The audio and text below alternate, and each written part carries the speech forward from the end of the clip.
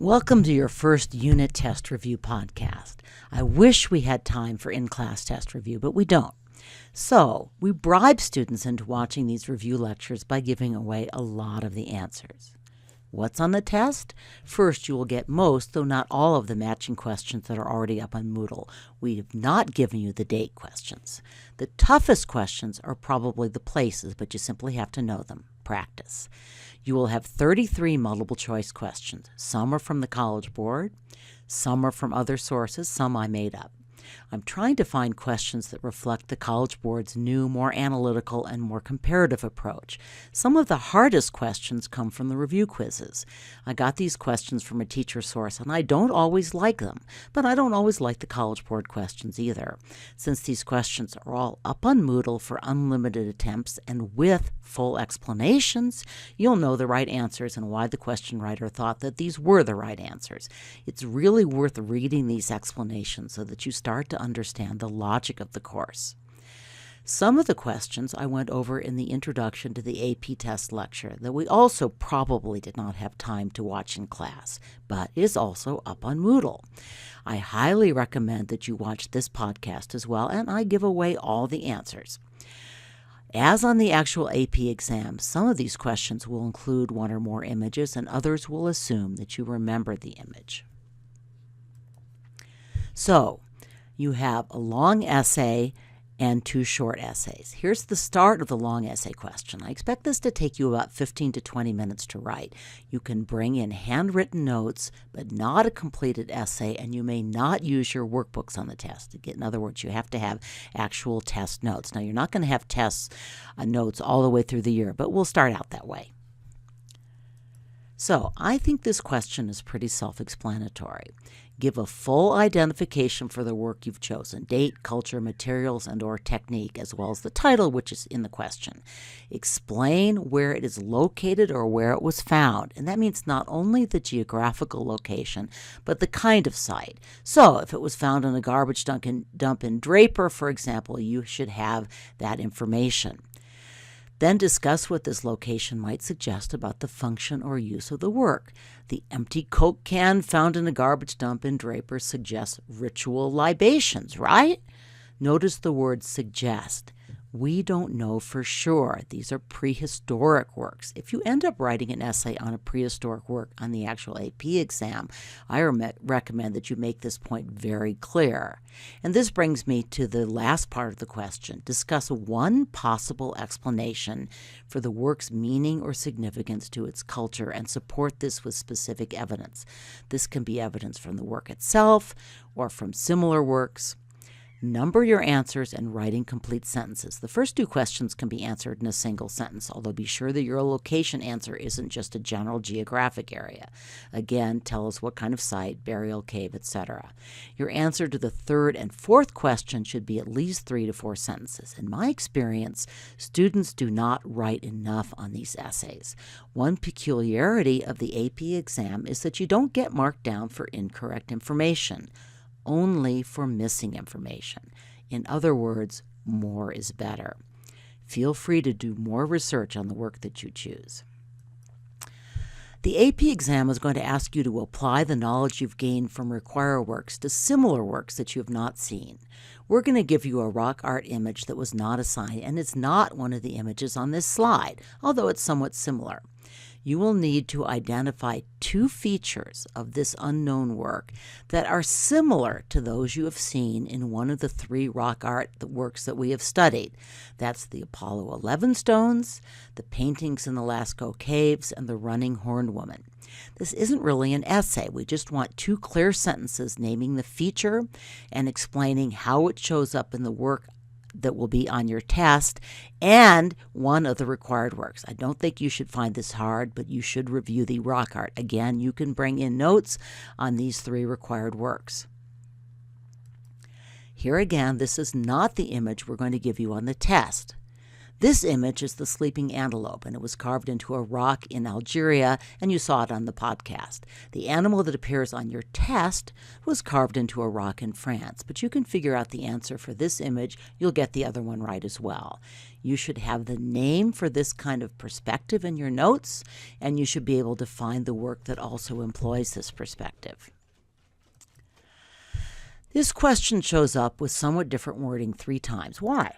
Well, because it shows up in some form or another on all of my different question sources. Prehistoric artists, it's true, did not care about giving us a ground line or showing us where these figures were really oriented in space. Did I just give you a characteristic of prehistoric rock art? I think so. Multiple artists, however, added figures over long periods of time, so we really can't draw any conclusion about the intended composition of these works from the jumble of figures. Why probably were the rocks at Stonehenge arranged the way they were? This photo, which will not appear on the test, gives you a very broad hint. But you have to know when this happened, what time of year. Just knowing that this photo shows a sunrise will not be enough to answer the question correctly. The image does not accompany this question on the test. I'm just helping you out. In fact, I'm going to give you the answer because this is one of the College Board questions that irritates me. I even complained about it on the teacher discussion board. Scholars think that the shape of the Kong, a square with a circular hole, may, notice the emphasis may, symbolize the earth, which has 4 corners, and the sky, which is viewed as round. The carved face, likewise, has an iconography similar to later Chinese works. That's the right answer, shape and iconography. I frankly think that some of the other answers also make sense. For example, the Kong was made of a highly valued, although not especially scarce material, jade, and it was hard to work. The Kong likewise seems highly stylized. The College Board uses the term reductive simplicity, which really means stylized. While the Kong was not a large item, it was fairly large for a jade carving from a single piece of jade. The most obvious answer is not one of the choices. The Jade Kong was found at a burial site with other rare and costly items, which suggests association with burial rituals. But I guess that would be too sensible. Jade is beautiful, with subtle variations of color. It is also very hard, so it is hard to work, but also long-lasting. Jade is not scarce, although it was highly valued. While jade is often subtly multicolored, it is not iridescent. In other words, its surface does not change color in different lights the way, say, a soap bubble does, and it is not soft. So once again, I just gave you the answer. I told you that you were most likely to be asked a question about this work that refers to its status as, you could take it from there, the answer should be in your notes. This is an easy and obvious question, but I could see it appearing on an AP exam because there's not much more to ask about this work. You might also notice that the animal is depicted in profile to help you on the short essay questions. Okay, here's another question that I complained about to the College Board. At least I complained on the teacher discussion board. So what is the content of the work on the left, especially since we really don't know what the two-faced figure represents? Is it a representation of duality? Maybe, and that makes sense given what we know about Mesoamerican beliefs in later historic cultures. Yet it's a figurine, like the emblem stone. It has a weird face, like the lapita carving. The College Board says the answer is the Jade Kong. They're the boss. Alas, it's true that both the Jade Kong and the Tlatelolco figurine seem to have a kind of monster face, and both works suggest duality, such as the duality between earth and the heavens. But the lapita fragment has a stylized face too, and the emblem stone is also a figurine. I find this a confusing question, but I did just give you the correct answer. So, why did I put a question on your test that I think is confusing? And the answer is that I want you to start getting used to College Board questions. They are still figuring out the revised curriculum, and I would be very surprised if there aren't other questions on your test that AP Art History teachers around the country find irritating. But we all need to peer into the confusing mind of the folks who write these exams, even if it makes our heads hurt. So what is the latest theory about what these paintings were intended for? We talked about this in class. Think about black elk. Well, what can I say? Art historians are a suspicious bunch, but we talked about this in the podcast as well. And we also talked about this in class, and it was on one of your quizzes. So I go over all of the questions on this work in my podcast Introduction to the AP Art History exam, helping you look at how to understand AP multiple choice questions. Hint, hint, the answers are there. We talked about the right answer and a key vocabulary word for Italian Baroque painting in class, and this one is also included in the Introduction to the AP exam podcast where you will get the right answer. So this is an easy question if you remember or look up where this was found. Here you need to know the term that your book uses, but really it's an easy question. Warning, on the test you will get the name of the work, but you won't get this image. This is a classic example of a question where you will need some visual recall of the work. If you remember what it looks like, the answer is pretty easy. So, do you remember what the cans of corned beef symbolize? If you don't remember, check the reading again. This one really caught me by surprise.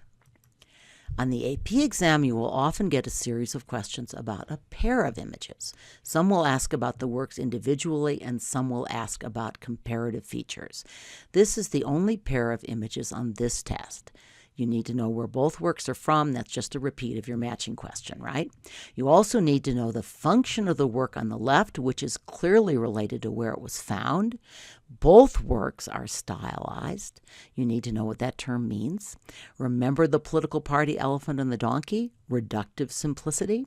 For the image on the left, you need to know what anthropomorphized means. For the image on the right, you need to know what kind of tools the artist used.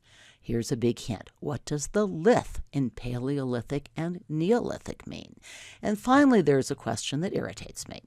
Both works probably had a function that was, well, the correct answer, I'm just going to give it to you, is religious and ceremonial. The stele was a burial work. The emblem stone probably wasn't. Another choice is commemorative and memorial. Probably the emblem stone wasn't a commemoration. It was part of a mortar and pestle.